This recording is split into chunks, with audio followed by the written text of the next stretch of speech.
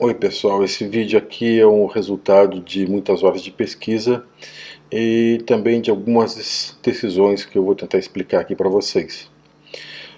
Algumas decisões eram simples, tipo o que entra e o que não entra, afinal de contas o tempo de gravação é muito pequeno, de forma que eu não posso colocar muito conteúdo. Mas a primeira decisão que eu tomei foi não restringir esse vídeo ao advento da oceanografia, da ciência oceanografia, que tem apenas 150 anos.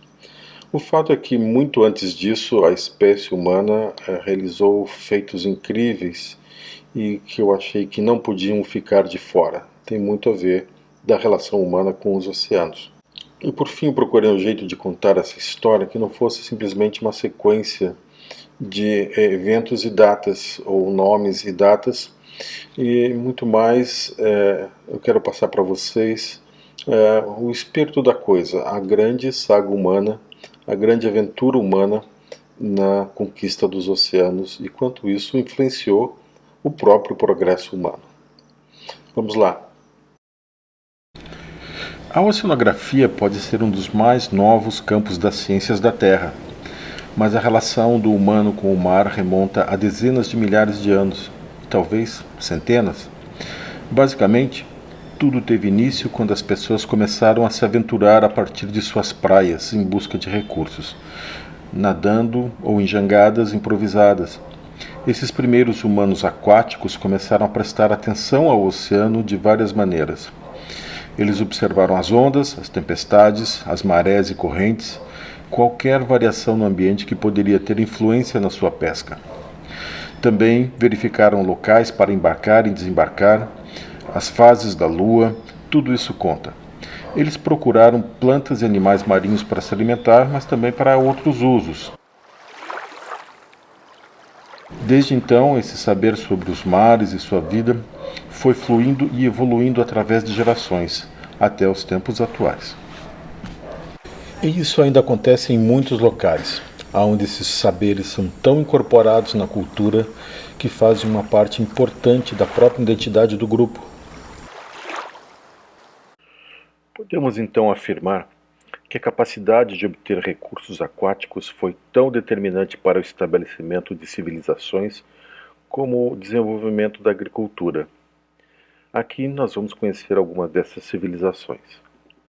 Para começar, vamos chegar perto de um vulcão de lama no Azerbaijão, nas margens do Mar Cáspio. Há cerca de 12 mil anos, no meio da Idade da Pedra e bem perto desse vulcão de lama, estabeleceu-se uma comunidade que desenvolveu uma cultura de caçadores e coletores. Pelas imagens gravadas sobre pedra, sabe-se que animais existiam na região naquela época, que eles dançavam e logo já devia haver música. O sítio arqueológico foi tombado sob o nome Reserva dos Petroglifos de Gorbustão. E aqui encontramos os primeiros registros de embarcações da nossa história. As embarcações eram de junco e possuíam formas que sugerem a capacidade de enfrentar ondas. Nas representações aparecem pessoas com lanças, talvez guerreiros, ou coisas sendo transportadas. Como sugerem os desenhos, as embarcações poderiam levar algo como 20 pessoas, então já era uma navegação séria. E eu fico aqui me perguntando se não foi esse povo que inventou o caviar. Afinal, no Mar Cáspio tem o peixe chamado esturjão, de onde vem o caviar. Esse povo do Cáucaso construía barcos amarrando de forma ordenada e hidrodinâmica um tipo de planta que ocorria na região, um tipo de junco. Na realidade, esse tipo de embarcação de junco aparece em várias partes do mundo. Na Irlanda, os povos primitivos usavam peles de animais para fazer os barcos. E talvez tão antigo quanto essas técnicas seja a de fazer jangadas. Essa aqui na Índia se chama catumarum. E o bambu também deve ter sido muito utilizado, permitindo fazer jangadas de grande porte. Viajando agora no espaço e no tempo, vamos do Azerbaijão para a Mesopotâmia. lá onde os sumérios estavam prosperando. A cidade mais antiga do mundo, Jericó, tem cerca de 9.000 anos. E por lá, há cerca de 7.600 anos atrás, construíram um porto, o Porto de Eridu, visto aqui em uma reconstituição artística. Com certeza já era um centro comercial importante. E por ali ainda existe uma comunidade tradicional que preserva a habilidade com o junco. E aí, será que essa paisagem é muito diferente do que há 7.600 anos atrás? Acho que dá para imaginar que as técnicas e materiais utilizados aqui estariam disponíveis na Idade da Pedra. Nessa época, tribos indígenas do sul do Brasil já estavam explorando recursos aquáticos, recursos do mar, como provam esses sambaquis no município de Laguna, em Santa Catarina. O mais antigo deles tem cerca de 8.000 anos. Por essa época, também já existiam canoas de um pau só, que aliás surgem espontaneamente em diferentes partes do globo. Essa tecnologia tem algumas vantagens e desvantagens. A seu favor, tem que são mais resistentes e duráveis. Contra, que são mais difíceis de se obter, uma vez que eram forjadas com ferramentas de pedra lascada e às vezes também com o uso do fogo. Ainda como desvantagem, as canoas de um pau só têm tamanho limitado e transportam poucas pessoas ou materiais. E são pouco marinheiras, quer dizer, só funcionam com tempo bom. E não podemos esquecer os Inuits, ou Esquimós, que chegaram no estado da arte da construção há pelo menos 4.000 anos atrás, podendo esse número ser bem maior. Os exemplares mais antigos depositados em museus na América do Norte e na Rússia mostram que eles usavam madeiras e ossos para fazer uma armação e depois cobriam esse esqueleto com pele de foca bem curtida e engraxada. Assim eram feitos os caiaques. Imagine a dificuldade de costurar pedaços de pele de focas sem deixar vazamentos, mas eles deram um jeito. Os caiaques são leves, deslizam bem na água e de fácil controle. Também são personalizados, as dimensões eram determinadas pelo peso e altura do usuário. Em alguns modelos aparece um anel elevado na borda, formando um cilindro. Isso era feito para que os casacos, também feitos de peles ou tripas, pudessem ser amarrados em volta da borda, para evitar que a água gelada entrasse no caiaque. Em locais frios, ter a roupa molhada pode ser a diferença entre a vida e a morte. Então, o Inuit praticamente vestia o seu barco. Além de capturar animais marinhos, peixes, focas e até baleias, eles usavam os caiaques para emboscar renas em migração, no momento em que elas atravessam os rios. Você já deve ter percebido que quando eu estou contando o tempo, eu sempre uso anos atrás. Eu não uso contagens como antes de Cristo ou depois de Cristo. Para que fique bem claro, aí não tem nenhuma conotação ideológica ou religiosa, muito menos antirreligiosa, é simplesmente uma preferência pessoal. E eu vou tentar explicar por quê. Quando a gente começa a pensar, por exemplo, nos grandes filósofos gregos, que começaram a aparecer há 2.700 anos atrás. Eu gosto de lembrar que quando esses gregos apareceram, a escrita já tinha sido inventada há 2.700 anos, que a primeira cidade, Jericó, já tinha sido fundada há 8.300 anos. Então existia muita bagagem, muita história antes de chegar nos gregos. Voltando à nossa viagem no tempo e no espaço, o que se observa é que do Cáucaso e da Mesopotâmia, a arte da navegação e da pesca se irradiou em todas as direções. Para Thor Heyerdahl, tem um vídeo só para ele aqui no canal, o povo do Cáucaso se espalhou até o norte da Europa, passando pelo Mar Negro e dando origem mais tarde aos vikings. Essa teoria é muito criticada na academia, mas o fato é que as outras não são muito melhores.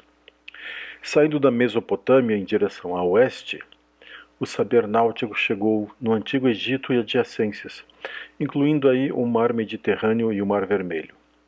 A leste, através do Golfo Pérsico, navegadores chegaram até o Oceano Índico. Daria até para pensar que a globalização da economia começou na Idade da Pedra, com o aumento do transporte de cargas e de culturas entre os povos dessa parte do globo. Brincadeiras à parte, o Egito daquela época estava indo de vento em popa. Já haviam domesticado o trigo, o algodão, entre outras culturas, de forma que o solo fértil do delta do Nilo ainda hoje é um importante e cobiçado celeiro na região. O algodão se prestou para fazer velas e um tipo de gramínea que ocorre nas margens do Nilo tinha uma fibra muito forte para fazer as cordas. Começa aí toda uma cadeia produtiva tecnológica que é dos campos de cultivo, da estocagem, tratamento dos produtos e até a fabricação das naus.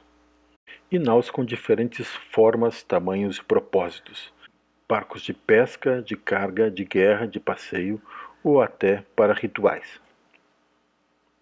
Não seria seguro dizer que os egípcios foram os primeiros a usar uma vela, mas até o momento foram os primeiros a fazer um selfie de um barco à vela. Da mesma forma, foram os primeiros a construir um navio de tábuas de madeira. Isso há aproximadamente 4.500 anos atrás, no final da Idade da Pedra. O navio tinha pouco mais de 43 metros e era impulsionado por 10 remadores. Não tinha nem mastro nem vela. O que chama a atenção é que as mais de 1.200 peças de madeira foram amarradas umas às outras. Pode-se dizer que o faraó Khufu, não sei se é assim que fala, teve um iate costurado à mão. Mas não bastava saber fazer barcos e cordas. Foi preciso desenvolver uma cultura de nós de marinheiro, bem como de usar uma vela. E uma vez no Mediterrâneo, era preciso saber se orientar em mar aberto. E tudo isso foi feito antes da Era do Bronze. Vocês já ouviram isso antes. De tempos em tempos aparece uma nova tecnologia que muda completamente a correlação de poder entre as nações.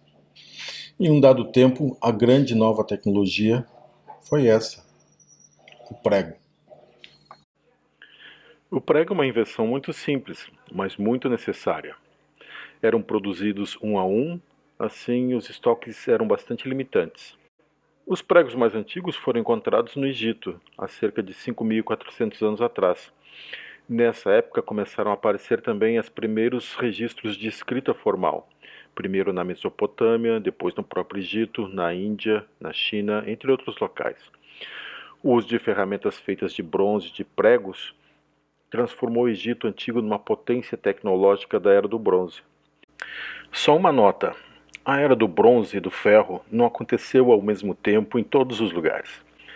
Por exemplo, em um sítio arqueológico na Sérvia, se encontrou evidências da fundição de cobre há 7.500 anos atrás. Na África do Sul está a mais antiga mina de ferro, com cerca de 40.000 anos.